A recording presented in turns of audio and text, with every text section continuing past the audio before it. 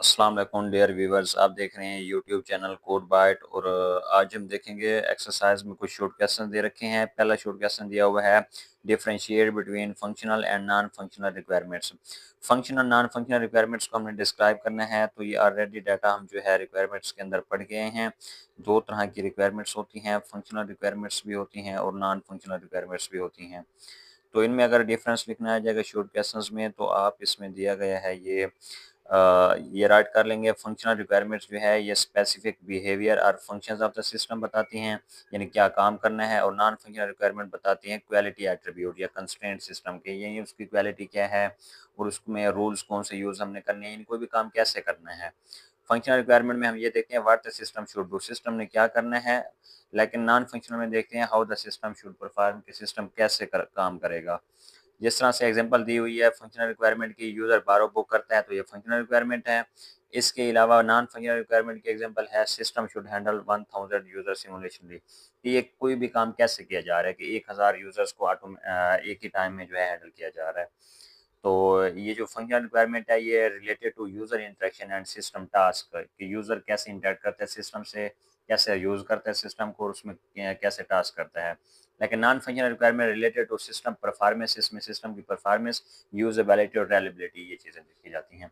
तो ये पहला क्वेश्चन हमारे पास था, जिसमें हमने देखा फंक्शनल रिक्वायरमेंट्स और नॉन फंक्शनल रिक्वायरमेंट में डिफरेंस क्या है। इसके बाद दूसरा अगर शॉर्ट क्वेश्चन हम देखें, दूसरा शॉर्ट क्वेश्चन दे रखा है, explain why the testing phase is important in software development life cycle and provide two reason for its significance.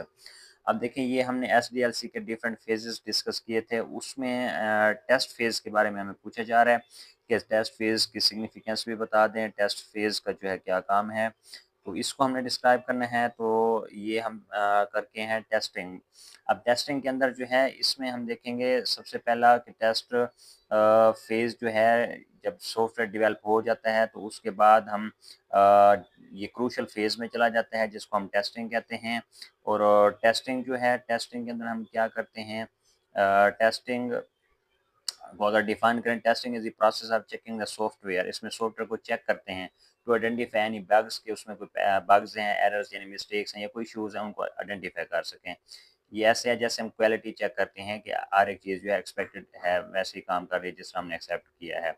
अच्छा, इसके बाद इसमें अगर इसको देखें कि इसके सिग्निफिकेंट, तो एक तो ये है कि ये फंक्शनैलिटी टेस्टिंग में इंश्योर ऑल फीचर्स, इससे ये है तमाम फीचर इंश्योर हो जाते हैं। तो ये चीज़ें आप देख लेंगे इसके अंदर, फंक्शनैलिटी टेस्टिंग, परफॉर्मेंस टेस्टिंग और कंपैटिबिलिटी टेस्टिंग। तो ये डाटा राइट करेंगे मुख्तसर करके। तो ये दूसरा शॉर्ट क्वेश्चन आप लोगों का हो गया। इसके बाद तीसरा शॉर्ट क्वेश्चन अगर इसमें हम डिफाइन करें, तीसरा शॉर्ट हमें दिया गया है कि illustrate the concept of continuous integration in agile methodology and discuss it's important. अब देखें एजाइल मेथोडोलॉजी के अंदर हमने डिस्कस किया था कंटिन्यूस इंटीग्रेशन। अब कंटिन्यूस इंटीग्रेशन क्या है इसको हम एक दफ़ा फिर से देख लेते हैं।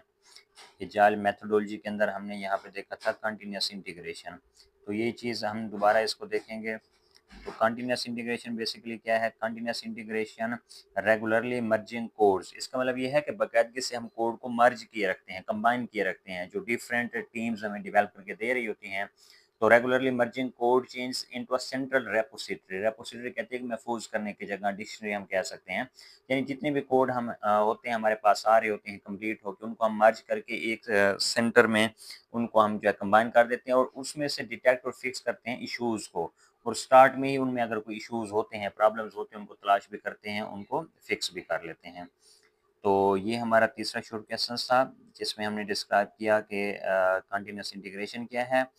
और नेक्स्ट क्वेश्चन नंबर 4 को अगर डिस्क्राइब करें, क्वेश्चन नंबर 4 है identify the key components of the scrum framework.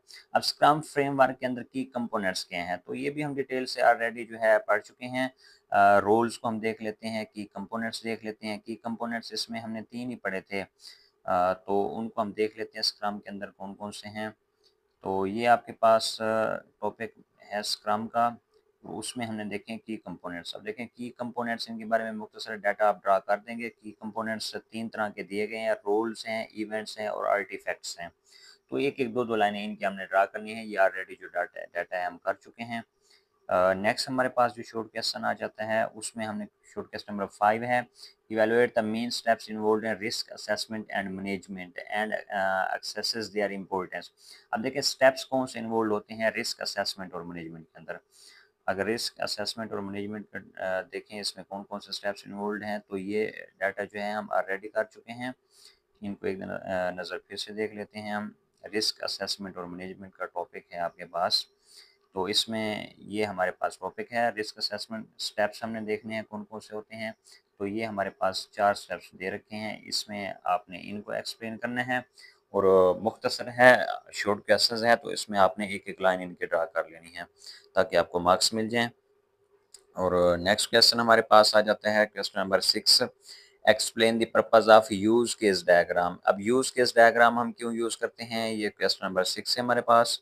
तो यूज केस डायग्राम ये भी क्वेश्चंस आप लोग कर चुके हैं, अगर आप में से किसी ने ये क्वेश्चंस नहीं पढ़े तो वो इस यूट्यूब चैनल पे जाके इन टॉपिक्स को अच्छे से क्लियर कर लें। यूज केस डायग्राम अब हमारे पास ये है, इसमें आपने डाटा ड्रा कर लेना है कि यूज केस डायग्राम का पर्पस क्या है या डिस्क्रिप्शन, ये डाटा इसमें आप ड्रा कर देंगे। तो यूज केस डायग्राम भी आपका कंप्लीट हो गया। नेक्स्ट हम शॉर्ट क्वेश्चंस देखते हैं। अ, अब नेक्स्ट शॉर्ट क्वेश्चन हमारे पास 6 दे रखा है, explain the purpose of use case diagram. अच्छा ये हमारा हो गया question. Question number 7, question number 7 हमारे पास सीक्वेंस डायग्राम और एक्टिव डायग्राम में डिफरेंस है। तो ये रिमेनिंग जो क्वेश्चंस हैं शॉर्ट, इनको और लॉन्ग क्वेश्चंस को हम नेक्स्ट वीडियोस के अंदर एक्सप्लेन करेंगे।